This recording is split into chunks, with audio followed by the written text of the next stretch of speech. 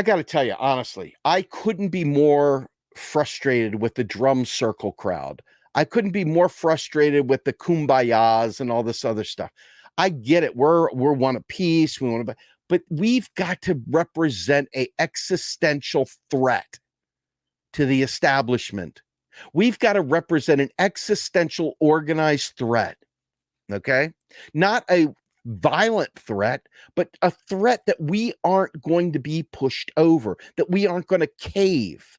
Yes, and by the way, the Capitals beat the Panthers the other night, and yes, that is one of the few indulgences I've allowed myself, but I thought it was funny given what we're talking about here. I think that unfortunately, we get into these kumbaya sessions. We get into these points where we don't make any bold statements. We don't do any research. It's always the loudest voice that ends up leading the charge instead of being the most knowledgeable voice. Okay. And unfortunately, we as a collective think we know everything almost. I mean, like you see people, they really genuinely believe they've got all the answers. And so they check out, they tune out. You can post a picture of a kitty cat and it'll have 3,000 likes. You post up a fucking podcast that explains how federal finance works, and you get 3 likes. The fuck? People think they know. It's ridiculous. It's absolutely ridiculous. It's no wonder we don't ever make progress. But this is why it requires each of us to do this. You know? My focus is to teach people how federal finance works, not just in the US, but globally, right? Not just federal finance, but fiat currency in general, MMT, how it impacts our ability to do great things. That's kind of my role. So if you ask me to not do that role in mixed company, you're screwing me, because that is what I am. I am the MMT, not the MMT. There's a lot of MMT, but that is my role, is to take the synthesis, the analysis of modern monetary theory and show how it pervades the entirety, how it's part and parcel and core to making the entirety of everything we've talked about work.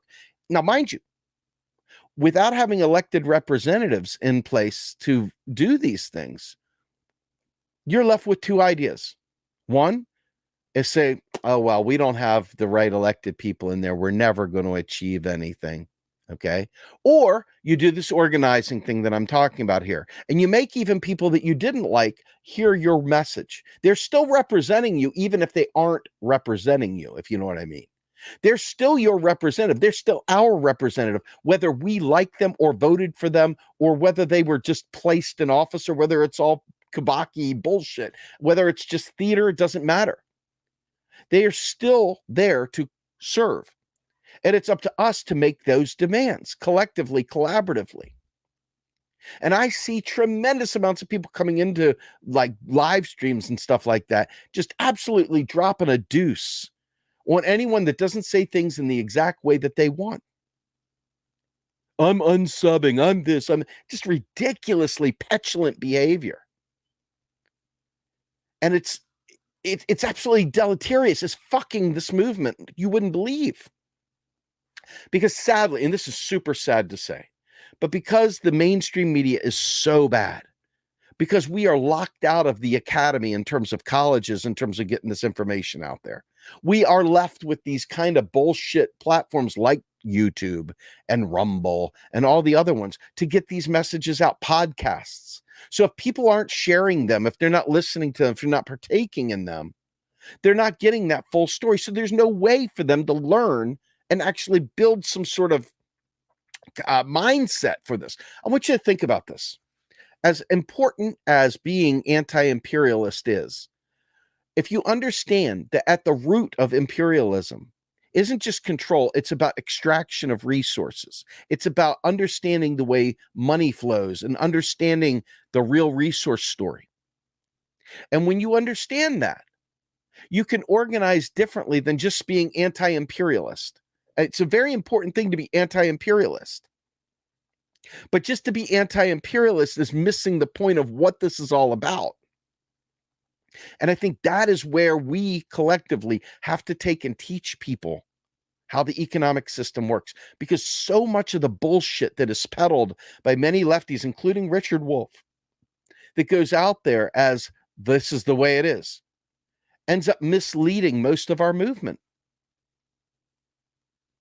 It ends up misleading most of our movement. And they've got way bigger platforms. So those establishment light hacks that end up talking like Robert Reich, it ends up misleading us big time.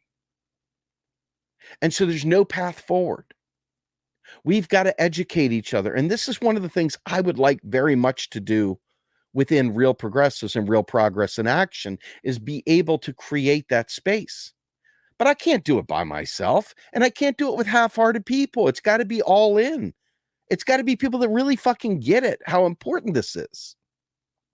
It's more important than baseball. It's more important than football. It's more important than tennis. It's more important than bowling. Okay? It's more important than golf. It's more important than the beach. It's more important than mimosas. It's more important than wine. Okay?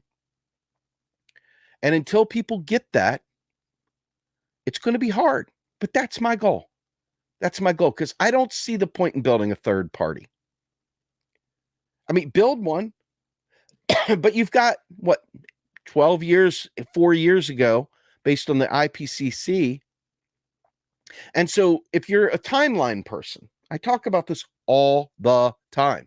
But if you're a timeline person, I'll use this thing right here. And you know that climate crisis stops right here. If you don't get something done by this time right here on the timeline, you're screwed.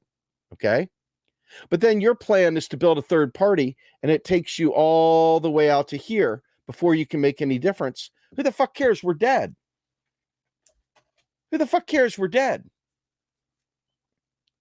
Do you understand? This is the point of understanding timelines, and people don't do it. They get a feel-good story, they get a feel-good idea, and everybody's like, oh, it's solidarity. Yes, solidarity is important, but not solidarity around bullshit. It's got to be solidarity around real things.